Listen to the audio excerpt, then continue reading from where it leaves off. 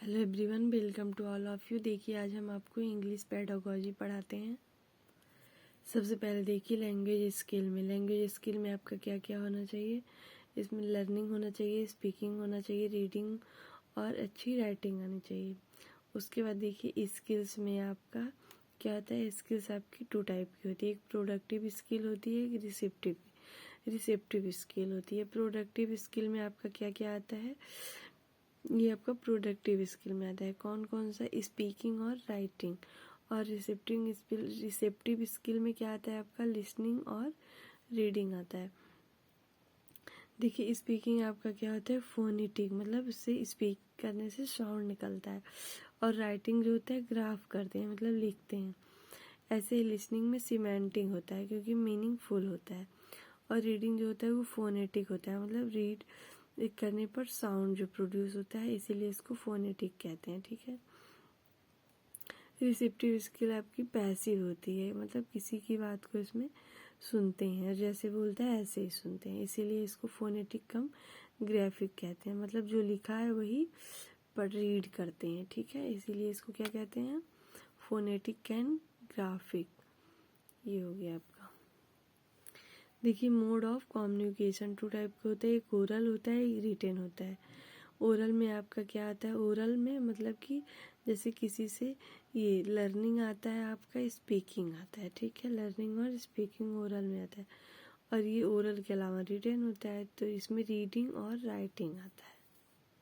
देखिए आपको सारी ट्रिक इसी LSRW से बनानी है। इसमें क्या क्या आया आपका, देखिए एक छोड़ के यस और डब्लू आया, और उसके बाद यल और आर आया।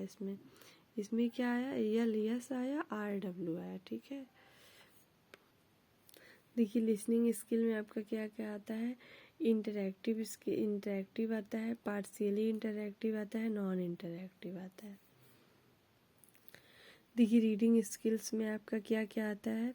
रीडिंग स्किल्स में लाउड रीडिंग होता है, साइलेंट रीडिंग होता है, इंटेंसिव रीडिंग होता है, एक्सटेंसिव होता है, स्कैनिंग होता है, स्कीमिंग होता है।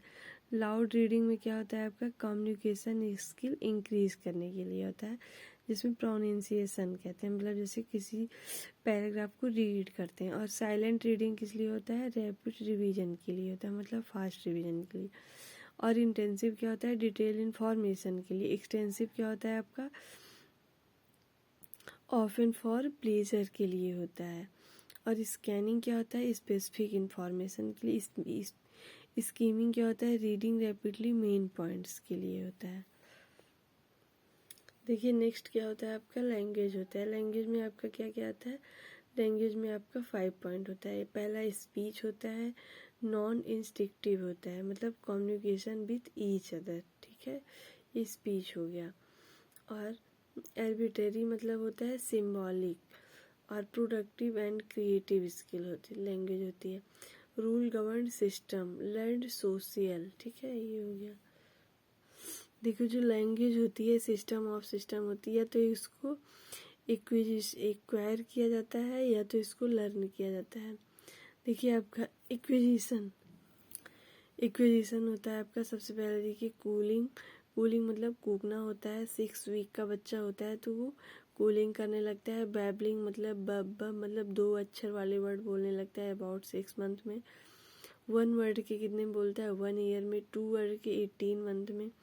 टेलीग्राफिक जिसको कहते हैं, मल्टीपल 2 या 4 ईयर में, मतलब ढेर सारे जो सेंटेंस बोलने लगता है वो 2 या 4 ईयर में बोलने लगता है। देखिए उसके बाद लर्निंग और एक्विजिशन में अंतर देखिए, ये कॉन्शियस होता है, ये अनकॉन्शियस होता है। ये फॉर्मल होता है, फॉर्मल मतलब कि इसको जैसे स्कूल या कॉपी या बुक से सिखाया जाता है, ये होता है। ये चेतन होता है, ये फॉर्मल होता है, मतलब इसको ध्यान से पढ़ना और सीखना पड़ता है, ये कॉन्शियस इसको कहते हैं। फॉर्मल मतलब जो सिखाया जाता है, पढ़ाया जाता है, वो होता है फॉर्मल। और ये जो एक्विजिशन होता है ये अपने आप से अर्जित किया जाता है, ये पढ़ाया वढ़ाया नहीं जाता है। डिपेंड ऑन एप्टीट्यूड होता है, ये एटीट्यूड होता है। सेकंड टारगेट मतलब सेकंड लैंग्वेज को टारगेट दिया जाता है, इसमें नेचुरल प्रोसेस रहता है। ठीक है। देखिए इसमें नॉम चॉम्स्की है, ये लेडी इनिट डिवाइस जो किसी भी भाषा को सीखने में मदद करता है, जन्मजात होता है ये। यूनिवर्सल होता है, ये ग्रामर थियरी होता है, ये भी जन्मजात जात होता है, इसको हम सीख सकते हैं थोड़ा थोड़ा पढ़ के, ये यूनिवर्सल होता है। देखिए नेक्स्ट आपका क्या है, रीडिंग है। नेक्स्ट रीडिंग में क्या होता है, एक एक्सटेंसिव टाइप होता है, एक इंटेंसिव टाइप होता है। ये जो होता है एक्सटेंसिव जो होता है रिलैक्सेशन, फन और इन्जॉयमेंट होता है, नो डिटेल्ड रीडिंग। जैसे एग्जांपल में न्यूज़पेपर हो गया, नोवेल हो गया। इंटेंसिव में क्या होता है, डीपली नॉलेज होना ज़रूरी होता है, जैसे detailed reading, learn new vocab, max understanding, मतलब ना देखिए इसको डिटेल में पढ़ना ज़रूरी होता है। ऐसे ही आते हैं फिर स्कीमिंग और स्कैनिंग में। क्विक रीड, इसको क्विक रीड करते हैं। Idea, what is a full text about, मतलब इसमें आइडिया ढूंढते हैं कि इसमें इसके बारे में क्या है, जनरल थीम ढूंढते हैं। ये स्पेसिफिक इंफॉर्मेशन होती है, फाइंड द रिक्वायर इंफॉर्मेशन।